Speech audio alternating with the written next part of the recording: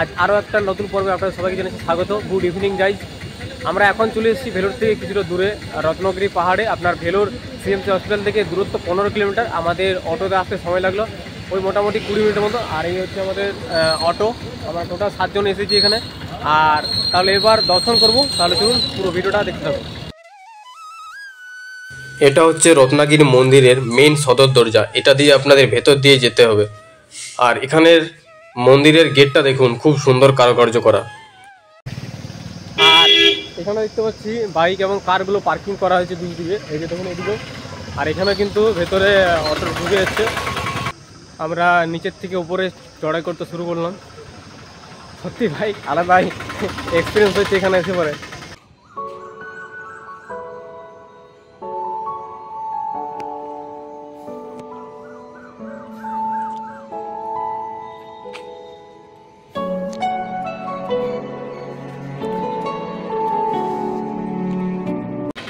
মন্দিরের ঠিক ডান দিকে আপনার কার পার্কিংয়ের ব্যবস্থা রয়েছে এই যে এখানে।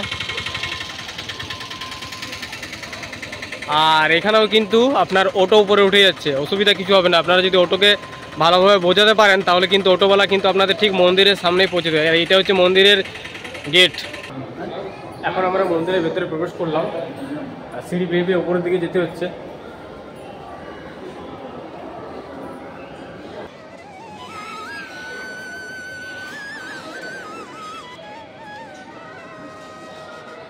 আর ওপরেও আপনার খুব সুন্দর কারুকার্য এবং বিভিন্ন দেবদেবীর মূর্তি কিন্তু ওপরে দেখতে পাচ্ছেন আপনারা।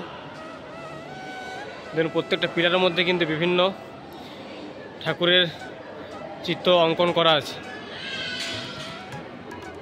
আর এরকমভাবে পুরো রেলিং করা আছে।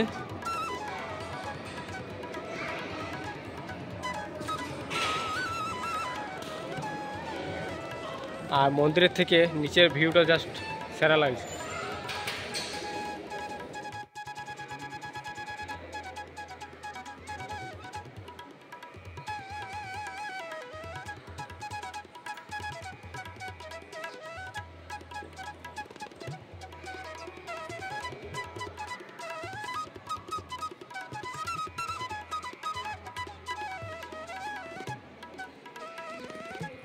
বন্ধুরা এটা হচ্ছে কার্তিক মন্দির।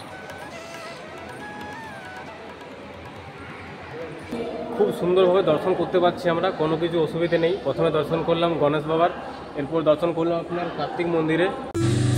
এই যে দেখছেন এখন এটা হচ্ছে আপনার পুরো সোনা দিয়ে মোড়া, তার উপরে এইভাবে কাজ দিয়ে এভাবে ঢাকানো হয়েছে ব্যাপারটাকে।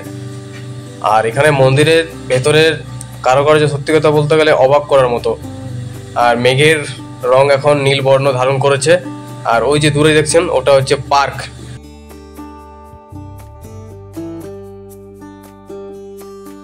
খুব সুন্দর লাগলো এই মন্দির।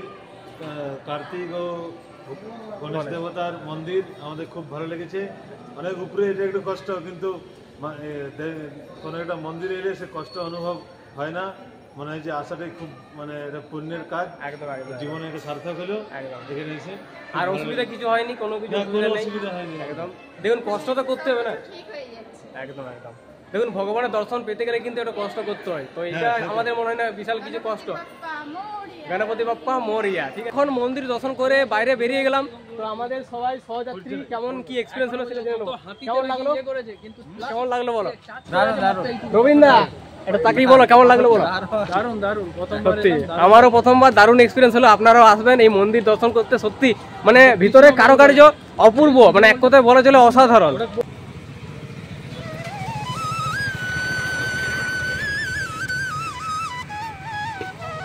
এটা হচ্ছে পার্কের মেন গেট, এটাতে আমরা ভেতরে যাব।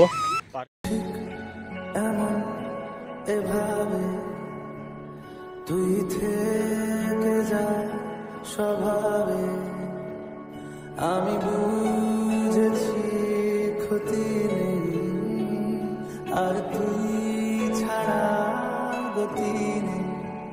ছুঁয়ে দেয়া ছুটে যাবে, ভিজে যাবে না কথা দেওয়া, গেলে যাবি চোখের বাইরে না। ছুঁয়ে দেয়া ছুটে যাবে, ভিজে যাবে না কথা দেওয়া, গেলে যাবি চোখের বাইরে না।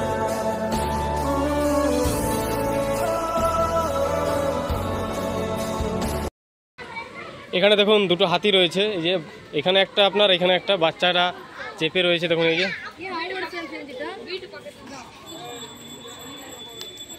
আর এখানে একটা ঠাকুর রয়েছে আপনার।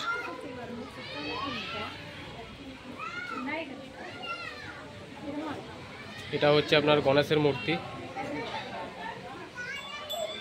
এরকম পার্ক আমি কিন্তু প্রথমবার দেখলাম এবং আপনাদের সাথে শেয়ার করলাম।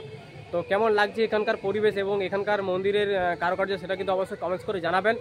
আর এই পার্কটা আপনার অনেকটা জায়গা জুড়ে অবস্থিত এবং বিভিন্ন দেবদেবীর মূর্তিও রয়েছে। আর এখানে একটা জলাশয় রয়েছে, আর তার মধ্যে আমরা দেখলাম একটা জলপরি করেছে। আর জলের মধ্যে কিন্তু মাছও রয়েছে, অনেক বড় এবং ছোট সব রকমই দেখলাম।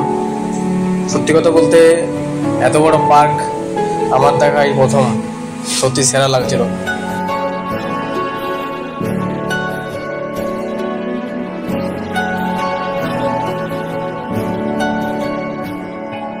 ঠিক এমন এভাবে তুই থেকে যা।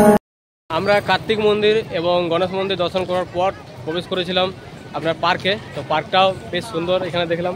তো তোমরা কেমন ঘুরলে বলো পার্কটা? আচ্ছা ভালো, মন্দিরও খুব ভালো লেগেছে। আচ্ছা আচ্ছা, আবার আমার ইচ্ছা আছে। একদম একদম। আজকে আবার ঘোরা হলো না, আবার ঘোরা হবে। আচ্ছা আচ্ছা, আমার কিন্তু মন একদম ভরেনি, মনে হচ্ছে আবার যাই ফিরে, কিন্তু কিছু করার নাই, বৃষ্টি আরম্ভ হয়ে গেছে ফোটা ফোটা। তো যাই হোক, ভিডিওটা আপাতত এই পর্যন্তই। ভিডিওটা কেমন লাগলো সবাই সাপোর্ট করো, ভালো হবে, ঠিক আছে? একদম একদম। ভিডিওটা ভালো লাগলে অবশ্যই লাইক করবেন, কমেন্টস করবেন এবং বেশি বেশি করে শেয়ার করবেন। আরও যদি নতুন নতুন ভিডিও দেখতে চান এই চ্যানেলে এরকম, তাহলে চ্যানেলটি অবশ্যই সাবস্ক্রাইব করবেন আর অবশ্যই রাখবেন আমার সাথে চ্যানেলটা। দেখা হচ্ছে নেক্সট এপিসোডে। ততক্ষণের জন্য ছোট্ট একটা বিরতি নিচ্ছি। সব ভালো থাকবেন, সুস্থ থাকবেন, শুভরাত্রি, টাটা।